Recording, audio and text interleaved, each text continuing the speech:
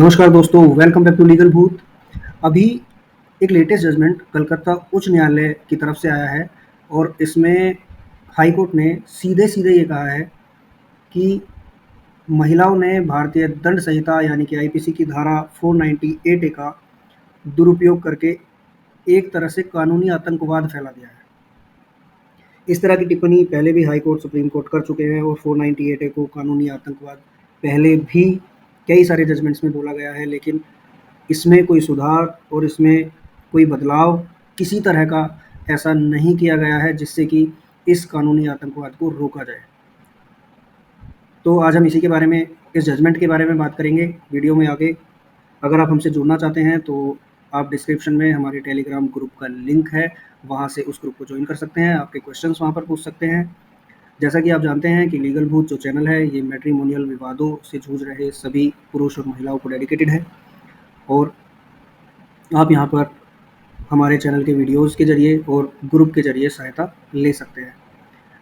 अभी तक अगर चैनल को सब्सक्राइब नहीं किया है तो प्लीज़ चैनल को सब्सक्राइब कर लें, वीडियो को ज़्यादा से ज़्यादा ज़रूरतमंद लोगों के साथ ज़रूर शेयर करें। तो कलकत्ता उच्च न्यायालय ने हाल ही में स्वप्न दास बनाम पश्चिम बंगाल राज्य मामले में कठोर टिप्पणी करते हुए कहा कि महिलाओं ने भारतीय दंड संहिता यानी कि आईपीसी की धारा 498 का दुरुपयोग करके एक तरह से कानूनी आतंकवाद फैला दिया है।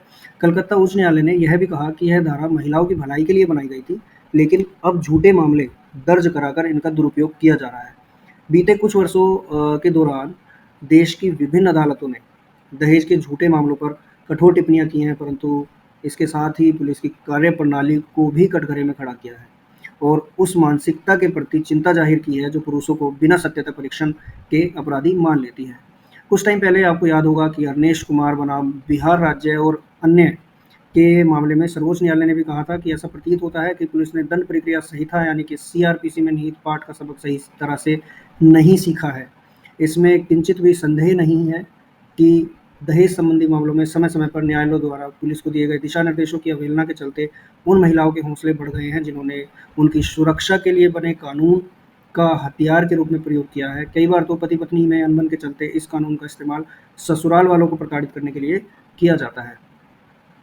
आंकड़े तो यहाँ तक भी बताते हैं कि बीते वर्षों में 498 में गिरफ्तार किए गए लोगों में से अनुमानतः 90% प्री ट्रायल पर ही बेकसूर पाए गए।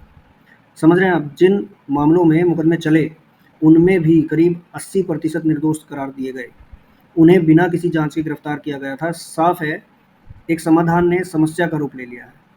यदि इस कानून के दुरुपयोग पर शीघ्र ही गंभीरता से मंथन नहीं किया गया तो हजारों निर्दोष इसी प्रकार जेल जाते रहेंगे।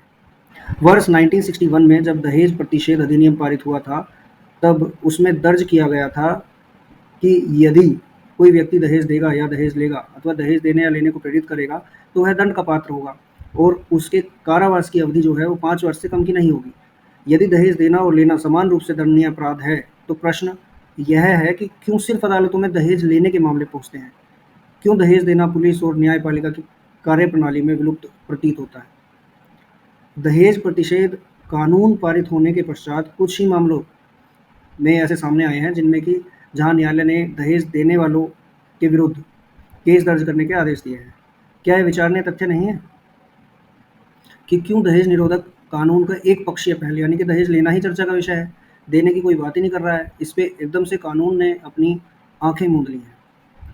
अब वहीं पर ये भी एक तथ्य है कि दहेज की बुराई के चलते देश में तमाम लड़कियां प्रताड़ित होती हैं या अपनी जान से हाथ धो बैठती हैं, परंतु क्या कारण है कि अभिभावकों के भीतर यह चेतना जागृत ही नहीं हो पा रही है कि दहेज मांगने वाले परिवारों में और उनकी उनकी जो बेटी है जब वो दहेज मांगने वाले परिवारों में जाएगी तो वहाँ पर असुरक्षित हो सकती है। एक प्रश्न यह भी है कि विवाह के पश्चात दहेज की मांग के विरुद्ध न्यायालय का दरवाजा खटखटाने वाली लड़की विवाह से पूर्व ही ऐसे परिवार से रिश्ता जोड़ने से इनकार क्यों नहीं कर देती जो दहेज लोभी है? वहीं पर आपने ध्यान दिया होगा कि नीरज सिंह बनाम दिल्ली सरकार 2007 के मामले में दिल्ली उच्च न्यायालय ने कहा था कि दहेज की मांग के बावजूद यदि वयस्क और शिक्षित महिला दहेज लेने वाले व्यक्ति से शादी करती है तो वह और उसका परिवार दहेज निषेध अधिनियम के तहत अपराध में भागीदारी बन जाता है। यह कटु सत्य है कि स्त्री धन के रूप में दिया गया उपहार दो परिवारों के मध्य कड़वाहट होते ही दहेज का रूप धारण कर लेता है। तब तक जब तक कि दोनों में अनबन नहीं है तब तक वो स्त्री धन होता है, गिफ्ट्स होता है, और जैसे ही ज़रा सी तू-तू मैं-मैं हुई, उतने में ही वो दहेज का रूप ले लेता है।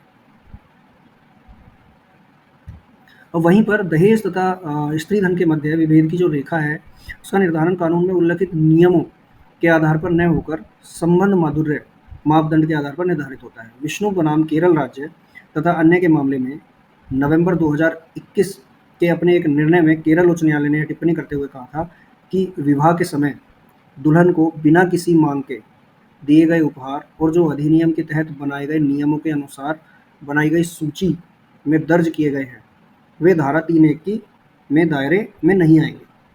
वहीं पर जो एक और पॉइंट है ध्यान देने लायक, विधि आयोग ने अपने 159वीं रिपोर्ट में स्वीकार किया है कि भारतीय दंड संहिता की धारा 498 के प्रावधानों का दुरुपयोग हो रहा है। जानवरों तक के लिए आयोग बने हुए हैं, लेकिन पुरुषों के लिए हालात बहुत ही बदतर हो गए हैं। अभी पुरुष आयोग की डिमांड भी सुप्रीम कोर्ट में रखी गई, लेकिन वो भी सुप्रीम कोर्ट ने खारिज कर दी।